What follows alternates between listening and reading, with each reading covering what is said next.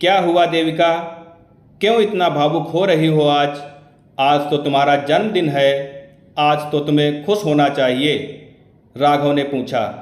लेकिन देविका तो अपने 20 साल पुराने अतीत में थी, जब घर में उसकी कोई अहमियत नहीं थी। एक रूढ़िवादी परिवार में उसकी शादी हुई थी, जिनके हिसाब से बहू को ना तो बोलने की आज़ादी थी, न घर के बाहर जाकर कोई काम करने की आज़ादी थी। राघव की मेडिकल स्टोर की दुकान थी। जब भी वह दुकान के खातों और हिसाब किताब के बारे में सलाह देने की कोशिश करती तो ससुर जी चुप कर देते कि तुम औरतों को घर संभालने का काम दिया है, केवल उस पर ध्यान दो। ये हिसाब किताब तुम औरतों के बस की बात नहीं। राघव को पता था कि देविका हिसाब किताब में बहुत होशियार है, लेकिन अपने पिता से बहस करना उसके बस की बात ना थी। देविका हमेशा मन मसोस कर रह जाती। एक बार पता लगा कि दुकान का हिसाब किताब रखने वाले राजू ने घपला करके उन्हें बहुत नुकसान कर दिया था।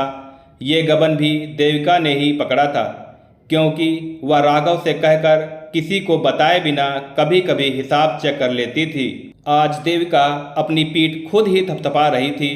आज उसने खुद की काबिलियत साबित कर दी थी। आज तो ससुर जी परेशान हो गए और राजू को पुलिस के हवाले कर दिया। हिम्मत करके राघव ने अपने पिता से कहा, पिताजी, किसी दूसरे के ऊपर हिसाब छोड़कर हम बहुत धोखा खा चुके हैं। क्या आगे से देविका हिसाब किताब देख सकती है? दूसरा कोई विकल्प ना देखकर पिताजी ने सहमति दे दी। वैसे भी बहू खुद ही अपनी पीठ थपथपा चुकी थी। अब तो उस पर उंगली उठाने का कोई कारण बचा ही नहीं था। 1 महीने के अंदर ही दुकान में मुनाफा दिखने लगा। यह देखकर पिताजी बहुत खुश हुए। घर आकर उन्होंने देविका के हाथ पर 5,000 रुपये रखकर उसे आशीर्वाद देते हुए कहा, बहू, मैं गलत था। आज तूने साबित कर दिया कि एक औरत भी आदमियों की तरह बाहर के काम कर सकती है, घर में रहकर भी कमाई कर सकती है। अब से दुकान का हिसाब किताब तुझे संभालना है। आज तूने मेरा सिर ऊंचा कर दिया। देविका ने ससुर जी के पैर छूते हुए कहा, पिताजी, मैंने यह सब पैसों के लिए नहीं किया। ये तो मेरा शौक़ है। आपने मेरा शौक़ पूरा करने की इजाज़त दी, यही बहुत है।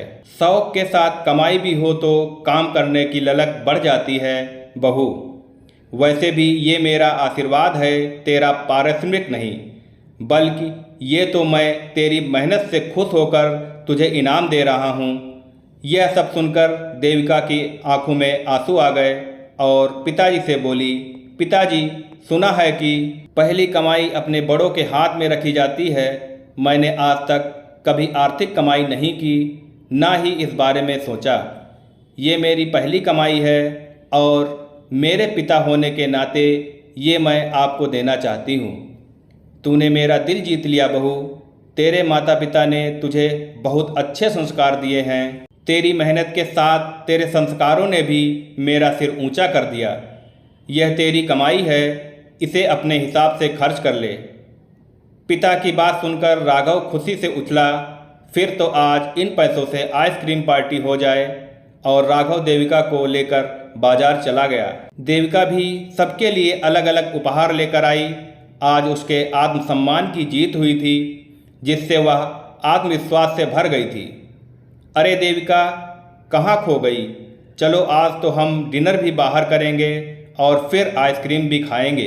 राघव की बात सुनकर देविका वर्तमान में वापस लौट आई और हंसते हुए राघव के साथ डिनर के लिए तैयार होने चल दी। दोस्तों, आज भी बहुत से घरों में बहू को कुछ नहीं समझा जाता और उनके कुछ कमाने पर तो पाबंदी होती ही है। इस रूढ़िवादी सोच को बदलने की बहुत ज़रूरत है।